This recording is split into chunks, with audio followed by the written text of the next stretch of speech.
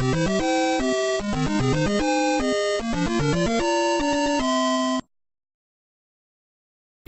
work!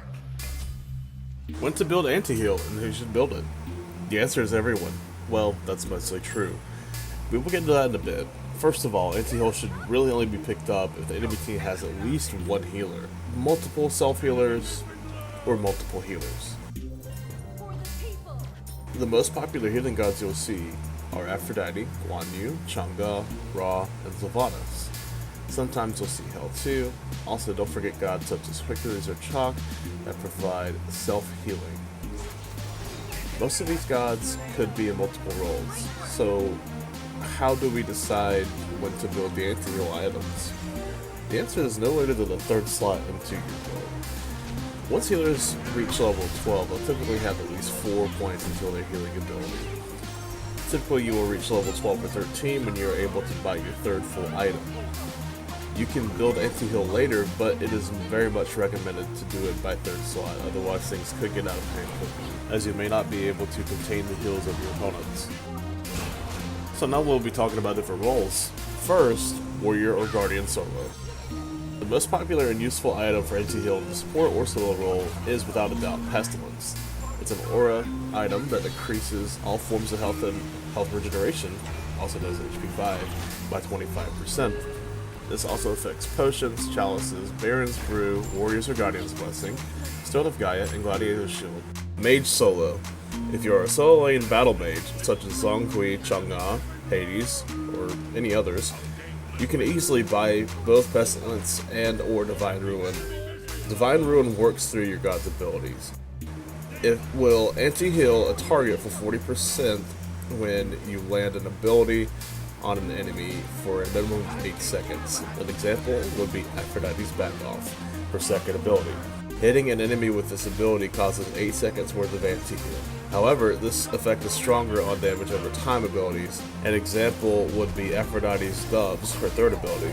The anti-heal will apply at the first instance of damage and will continue to apply 8 seconds after the last tick of damage.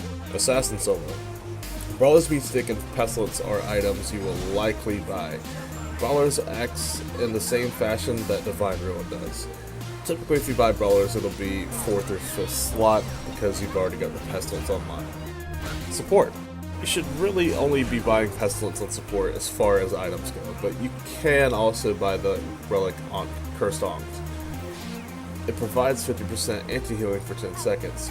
The upgrade of this relic affects enemies within the same radius by making them take an extra 20% damage from all sources on the map. That means anything that would apply damage to you at all.